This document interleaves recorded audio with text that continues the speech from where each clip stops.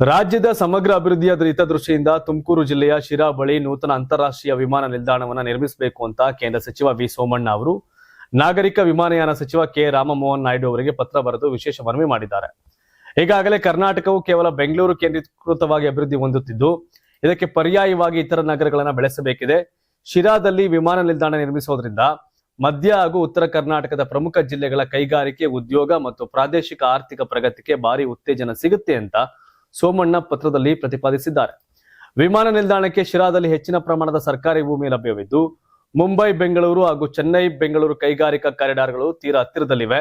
ಜೊತೆಗೆ ಚಿತ್ರದುರ್ಗದ DRDO, IISc campus ಮತ್ತು ತುಮಕೂರಿನ HAL ಹೆಲಿಕಾಪ್ಟರ್ ಘಟಕಗಳು ಈ ಪ್ರದೇಶಕ್ಕೆ ಅತ್ಯಂತ ಸಮೀಪದಲ್ಲಿ ಕಾರ್ಯನಿರ್ವಹಿಸುತ್ತಿವೆ. DGCA ನಿಯಮಾವಳಿಗಳ ಪ್ರಕಾರ ಈ ಸ್ಥಳವು ಬೆಂಗಳೂರು ವಿಮಾನ ನಿಲ್ದಾಣದಿಂದ ಸುಮಾರು 150 ಕಿಲೋಮೀಟರ್ ದೂರದಲ್ಲಿದೆ.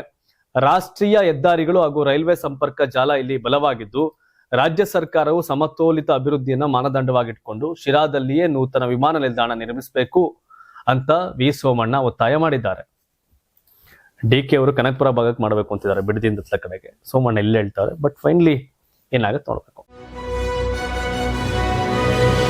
ರಾಜಧಾನಿ ಬೆಂಗಳೂರು ನಗರದ ರಸ್ತೆಗಳು ಹಾಗೂ ಪಾದಚಾರಿ ಮಾರ್ಗಗಳನ್ನು ಅತಿಕ್ರಮಿಸಿಕೊಂಡಿರತಕ್ಕಂಥ ಅನಾಥ ವಾಹನಗಳನ್ನು ತೆರವುಗೊಳಿಸುವ ಬೃಹತ್ ಕಾರ್ಯಾಚರಣೆಗೆ ಅಧಿಕೃತವಾಗಿ ಸಚಿವ ಕೃಷ್ಣ ಬೈರೇಗೌಡರು ಚಾಲನೆಯನ್ನು ಕೊಟ್ಟರು. ಮಲ್ಲೇಶ್ವರಂನ MD ಬ್ಲಾಕ್ನಲ್ಲಿ ಬೆಂಗಳೂರು ನಗರಾಭಿವೃದ್ಧಿ ಸಚಿವ ಕೃಷ್ಣ ಬೈರೇಗೌಡರು ಈ ವಿಶೇಷ ಜಂಟಿ ಕಾರ್ಯಾಚರಣೆಗೆ ಹಸಿರು ನಿಶಾನೆ ತೋರಿದರು. ಬಳಿಕ ಮಾಧ್ಯಮಗಳೊಂದಿಗೆ ಮಾತನಾಡಿದಂತ ಸಚಿವರು CM DK ಶಿವಕುಮಾರ್ ಅವರ ನೇತೃತ್ವದಲ್ಲಿ BBMP ಮತ್ತು ಸಂಚಾರ ಪೊಲೀಸರು ಜಂಟಿಯಾಗಿ ಈ ಮಹತ್ವದ ಕ್ರಮ ಕೈಗೊಂಡಿದ್ದಾರೆ ಅಂತ ತಿಳಿಸಿದರು. ಬೆಂಗಳೂರು ನಗರದಾದ್ಯಂತ ರಸ್ತೆ ಬದಿಗಳಲ್ಲಿ ವರ್ಷಗಟ್ಟಲೆಯಿಂದ ಧೂಳು ಹಿಡಿದು ಬಿದ್ದಿರತಕ್ಕಂಥ ಒಟ್ಟು 2700 ಅನಾಥ ವಾಹನಗಳನ್ನ ಪೊಲೀಸರು ಹಾಗೂ ಪಾಲಿಕೆ ಅಧಿಕಾರಿಗಳು ಈಗಾಗಲೇ ಪಟ್ಟಿ ಮಾಡಿದ್ದಾರೆ. ಇಂತಹ ವಾಹನಗಳನ್ನ ತೆರವುಗೊಳಿಸುವ ಮುನ್ನ 1 ವಾರದ ಮೊದಲೇ ಅವುಗಳ ಮೇಲೆ ಅಧಿಕೃತ ನೋಟಿಸ್ಗಳನ್ನ ಅಂಟಿಸಲಾಗಿತ್ತು. ನೋಟಿಸ್ ನೀಡಿದ ನಂತರವೂ ಮಾಲೀಕರು ಬಂದು ವಾಹನಗಳನ್ನ ತೆರವುಗೊಳಿಸದಿದ್ರೆ ಅಥವಾ ಕ್ಲೈಮ್ ಮಾಡದಿದ್ರೆ ಅಂತ ವಾಹನಗಳನ್ನ ಟೋಯಿಂಗ್ ವಾಹನಗಳ ಮೂಲಕ ಜಪ್ತಿ ಮಾಡಲಾಗುವುದು ಅಂತ ಸಚಿವರು ಸ್ಪಷ್ಟಪಡಿಸಿದರು. ಟೋಯಿಂಗ್ ಮಾಡಿ ವಶಪಡಿಸಿಕೊಂಡ ವಾಹನಗಳನ್ನ ಪಾಲಿಕೆಯ ನಿಗದಿತ ಜಾಗದಲ್ಲಿ 15 ದಿನಗಳ ಕಾಲ ಇರಿಸಲಾಗುವುದು. ಈ 15 ದಿನಗಳ ಅವಧಿಯಲ್ಲಾದರೂ ಮಾಲೀಕರು ಸೂಕ್ತ ದಾಖಲೆಗಳನ್ನು ನೀಡಿ ತಮ್ಮ ವಾಹನಗಳನ್ನ ಕೊಂಡೊಯ್ಯಬಹುದು. ಒಂದು ವೇಳೆ ಈ ಅವಧಿಯಲ್ಲೂ ಯಾರೂ ಬರದಿದ್ರೆ ಅಂತ ವಾಹನಗಳನ್ನ ಕಾನೂನು ಪ್ರಕ್ರಿಯೆಗಳ ಪ್ರಕಾರ ಬಹಿರಂಗ ಹರಾಜು ಹಾಕಲಾಗುವುದು ಅಂತ ಕೃಷ್ಣ ಬೈರೇಗೌಡ ಅವರು ಕಟ್ಟುನಿಟ್ಟಿನ ಎಚ್ಚರಿಕೆ ಕೊಟ್ಟಿದ್ದಾರೆ. ನಗರದ ಸೌಂದರೀಕರಣ ಹಾಗೂ ಸುಗಮ ಸಂಚಾರಕ್ಕೆ ಸಾರ್ವಜನಿಕರು ಸಹಕರಿಸಬೇಕು, ಮತ್ತೆ ಯಾವುದೇ ಕಾರಣಕ್ಕೂ ರಸ್ತೆ ಹಾಗೂ ಪಾದಚಾರಿ ಮಾರ್ಗಗಳನ್ನ ಒತ್ತುವರಿ ಮಾಡಬಾರದು ಅಂತ ಸಚಿವರು ಈ ಸಂದರ್ಭದಲ್ಲಿ ಮನವಿ ಮಾಡಿಕೊಂಡ್ರು. ನೀಟ್ ಪರೀಕ್ಷೆ ಅಕ್ರಮ ಹಾಗೂ ವಿದ್ಯಾರ್ಥಿಗಳ ಸಾವಿನ ಪ್ರಕರಣಗಳನ್ನು ಖಂಡಿಸಿ ದೆಹಲಿಯ ಜಂತರ್ ಮಂತರ್ನಲ್ಲಿ ಕಳೆದ 20 ದಿನಗಳಿಂದ ಉಪವಾಸ ಸತ್ಯಾಗ್ರಹ ನಡೆಸುತ್ತಿದ್ದ ಸಾಮಾಜಿಕ ಹೋರಾಟಗಾರ ಸೋನಮ್ ವಾಂಗ್ಚುಕ್ ಅವರನ್ನ ಶನಿವಾರ ಮುಂಜಾನೆ ಪೊಲೀಸರು ಆಸ್ಪತ್ರೆಗೆ ದಾಖಲಿಸಿದ್ದಾರೆ. ಆದರೆ ಪೊಲೀಸರ ಈ ಕ್ರಮಕ್ಕೆ ವಾಂಗ್ಚುಕ್ ಪತ್ನಿ ಗೀತಾಂಜಲಿ ಜಯಹಾಂಗೋ ತೀವ್ರ ಆಕ್ಷೇಪ ವ್ಯಕ್ತಪಡಿಸಿದ್ದಾರೆ. ಸದ್ಯ ಉಪವಾಸ ಸತ್ಯಾಗ್ರಹ 21ನೇ ದಿನಕ್ಕೆ ಕಾಲಿಟ್ಟಿದ್ದು, ವಾಂಗ್ಚುಕ್ ಅವರ ಆರೋಗ್ಯದ ಸ್ಥಿತಿಯನ್ನ ದೆಹಲಿ ಹೈಕೋರ್ಟ್ ಸೂಕ್ಷ್ಮವಾಗಿ ಗಮನಿಸುತ್ತಿದೆ.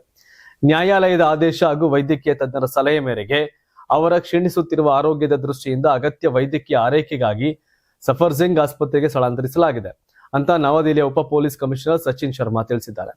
ಸಫರ್ಜಂಗ್ ಆಸ್ಪತ್ರೆಯಲ್ಲಿ ಇರತಕ್ಕಂಥ ಸೋನಮ್ ವಾಂಗ್ಚುಕ್ ಪತ್ನಿ ಗೀತಾಂಜಲಿ ತಮ್ಮ ಪತಿಯನ್ನ ಆಸ್ಪತ್ರೆಗೆ ದಾಖಲಿಸಿರುವ ನಿರ್ಧಾರವನ್ನ ಪ್ರಶ್ನೆ ಮಾಡಿದ್ದಾರೆ. ಶುಕ್ರವಾರದವರೆಗೂ ಅವರು ಆರಾಮವಾಗಿಯೇ ಇದ್ರು, ಅವರನ್ನ ಆಸ್ಪತ್ರೆಗೆ ಕರೆತರುವ ಅಗತ್ಯ ಇರಲಿಲ್ಲ ಅಂತ ಅವರು ಹೇಳಿದ್ದಾರೆ. ಅಲ್ಲದೆ ಈ ಕುರಿತು ತಮ್ಮ X ಖಾತೆಯಲ್ಲಿ ಬರೆದುಕೊಂಡಿರ್ತಕ್ಕಂಥ ಅವರು, ಸಂವಿಧಾನದ ಆರ್ಟಿಕಲ್ 32ರ ಅಡಿಯಲ್ಲಿ ಇದು ನನ್ನ ಹಕ್ಕಾಗಿದೆ. ನಮ್ಮ ಕುಟುಂಬದ ಹಾಗೂ ಕಳೆದ 20 ದಿನಗಳಿಂದ ಅವರ ಆರೋಗ್ಯವನ್ನು ನೋಡಿಕೊಳ್ಳುತ್ತಿರುವ ವೈದ್ಯರ ಒಪ್ಪಿಗೆ ಇಲ್ಲದೆ ಅವರಿಗೆ ಯಾವುದೇ ರೀತಿಯ ಮೌಖಿಕ ಅಥವಾ ರಕ್ತನಾಳದ ಚಿಕಿತ್ಸೆಯನ್ನು ನೀಡಬಾರದು ಅಂತ ಖಡಕ್ ಆಗಿ ಹೇಳಿದ್ದಾರೆ. ಆಸ್ಪತ್ರೆಗೆ ದಾಖಲಾಗುವ ಮುನ್ನ ಶುಕ್ರವಾರ ರಾತ್ರಿ ವಿಡಿಯೋ ಸಂದೇಶವೊಂದನ್ನು ಬಿಡುಗಡೆ ಮಾಡಿದ ಸೋನಮ್ ವಾಂಗ್ಚುಕ್, ಈ ಉಪವಾಸ ಸತ್ಯಾಗ್ರಹವನ್ನ ನಾನು ನನ್ನ ದೇಹದ 20% ತೂಕವನ್ನು ಕಳೆದುಕೊಂಡಿದ್ದೇನೆ. ಆರೋಗ್ಯ ಹದಗೆಡುತ್ತಿದ್ದರೂ ಹೋರಾಟ ಮುಂದುವರಿಯಲಿದೆ. ಈ ದೇಶದಲ್ಲಿ ಈ ಹಿಂದೆ ಕೇವಲ ಈರುಳ್ಳಿ ಬೆಲೆಯ ವಿಷಯಕ್ಕಷ್ಟೇ ಸರ್ಕಾರಗಳು ಬಿದ್ದ ಇತಿಹಾಸವಿದೆ. ಈಗಲಾದ್ರೂ ಸರ್ಕಾರ ಯುವ ಜನರ ಧ್ವನಿಯನ್ನು ಆಲಿಸಬೇಕು ಅಂತ ಹೇಳಿದರು. ವಾಂಗ್ಚುಕ್ ಅವರನ್ನ ಆಸ್ಪತ್ರೆಗೆ ಸ್ಥಳಾಂತರಿಸುವಾಗ ಉಂಟಾದ ಗದ್ದಲದ ಹಿನ್ನೆಲೆಯಲ್ಲಿ ಜಂತರ್ ಮಂತರ್ ಮತ್ತು ನವದೆಹಲಿ ಜಿಲ್ಲೆಯ ಸುತ್ತಮುತ್ತ ಭದ್ರತೆಯನ್ನ ತೀವ್ರಗೊಳಿಸಲಾಗಿದೆ.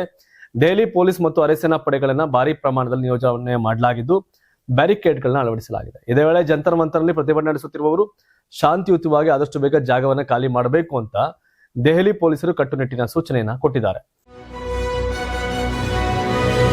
ಅಮೆರಿಕಾದಲ್ಲಿ ನೆಲೆಸಿರುವ ವಲಸಿಗ ಟ್ರಕ್ ಚಾಲಕರ ವಿರುದ್ಧ ಅಲ್ಲಿನ ಅಧ್ಯಕ್ಷ ಡೊನಾಲ್ಡ್ ಟ್ರಂಪ್ ಕಠಿಣ ಕಾನೂನು ತರೋಕೆ ಮುಂದಾಗಿದ್ದಾರೆ. ದೇಶದಲ್ಲಿ ಅಕ್ರಮವಾಗಿ ನೆಲೆಸಿ ಟ್ರಕ್ ಚಾಲನೆ ಮಾಡುತ್ತಿರುವ ವಲಸಿಗರನ್ನ ತೆಗೆದುಹಾಕಿ ಅವರ ಸ್ಥಾನಕ್ಕೆ ಅಮೆರಿಕದ ಮಾಜಿ ಸೈನಿಕರನ್ನ ನೇಮಿಸುವ ಹೊಸ ಪ್ರಸ್ತಾಪವನ್ನು ಟ್ರಂಪ್ ಮಂಡಿಸಿದ್ದಾರೆ. ಅಕ್ರಮವಾಗಿ ದೇಶ ಪ್ರವೇಶಿಸಿರುವ ಚಾಲಕರ ವಿರುದ್ಧ ತಮ್ಮ ಆಡಳಿತ ಮಂಡಳಿಯು ಐತಿಹಾಸಿಕ ಕ್ರಮ ಕೈಗೊಳ್ಳಲು ಸಿದ್ಧತೆ ನಡೆಸುತ್ತಿದೆ ಅಂತ ಅವರು ತಿಳಿಸಿದ್ದಾರೆ. ಅಮೆರಿಕ ಸರ್ಕಾರದ ಈ ಹೊಸ ಪ್ರಸ್ತಾಪವು ಜಾರಿಗೆ ಬಂದದ್ದೇ ಆದಲ್ಲಿ ಅಲ್ಲಿ ಕಾರ್ಯನಿರ್ವಹಿಸುತ್ತಿರುವ ಲಕ್ಷಾಂತರ ಭಾರತೀಯ ಮೂಲದ ಟ್ರಕ್ ಚಾಲಕರಿಗೆ ಭಾರೀ ಹೊಡೆತ ಬೀಳಲಿದೆ. ಪ್ರಸ್ತುತ ಅಮೆರಿಕದ ಟ್ರಕ್ಕಿಂಗ್ ವಲಯದಲ್ಲಿ ಪ್ರಮುಖ ಪಾತ್ರ ವಹಿಸಿರುವ ಸುಮಾರು 1,30,000ದಿಂದ 1.5 ಲಕ್ಷದಷ್ಟು ಭಾರತೀಯ ಚಾಲಕರ ಮೇಲೆ ಇದು ತೀವ್ರ ಪರಿಣಾಮ ಬೀರಲಿದೆ ಅಂತ ಅಂದಾಜಿಸಲಾಗಿದೆ. ಇವರಲ್ಲಿ ಬಹುತೇಕ ಚಾಲಕರು ಭಾರತದ ಪಂಜಾಬ್ ಮತ್ತು ಹರಿಯಾಣ ರಾಜ್ಯಗಳಿಗೆ ಸೇರಿದವರಾಗಿದ್ದಾರೆ. ಅಮೆರಿಕದಲ್ಲಿ ಇತ್ತೀಚೆಗೆ ವಲಸಿಗರ ವಿರುದ್ಧ ಕೈಗೊಳ್ಳಲಾಗುತ್ತಿರುವ ವ್ಯಾಪಕ ಕಾರ್ಯಾಚರಣೆಯ ಭಾಗವಾಗಿಯೇ ಈ ನಿರ್ಧಾರ ಹೊರಬಿದ್ದಿದೆ. ಅಲ್ಲಿನ ಭಾರತೀಯ ಚಾಲಕರು ಈಗಾಗಲೇ ಕಠಿಣ ಪರವಾನಗಿ, ಲೈಸೆನ್ಸ್ ನಿಯಮಗಳು ಹಾಗೂ ಕಡ್ಡಾಯ ಭಾಷಾ ಪ್ರಾವೀಣ್ಯತೆಯ ನಿಯಮಗಳಿಂದಾಗಿ ಸಾಕಷ್ಟು ಸವಾಲುಗಳನ್ನು ಎದುರಿಸುತ್ತಿದ್ದಾರೆ. ಇಂತಹ ಪರಿಸ್ಥಿತಿಯಲ್ಲಿ ಟ್ರಂಪ್ ಅವರ ಈ ಹೊಸ ಆಡಳಿತಾತ್ಮಕ ನಡೆ ಭಾರತೀಯ ಸಮುದಾಯದಲ್ಲಿ ಮತ್ತಷ್ಟು ಆತಂಕವನ್ನು ಸೃಷ್ಟಿಸಿದೆ. ಟ್ರಂಪ್ ತುಗ್ಲಕ್ ದರ್ಬಾರ್, ಬಟ್ ನಾವು ನಮ್ಮವ್ರ ಕೆಲಸ ಬೇಕು ಅಂತ ಕೇಳಿದಂಗೆ ಅವರಲ್ಲಿ ಕೇಳ್ತಿರ್ತಾರೆ. ನೋಡೋಣ ಏನಾಗುತ್ತೆ.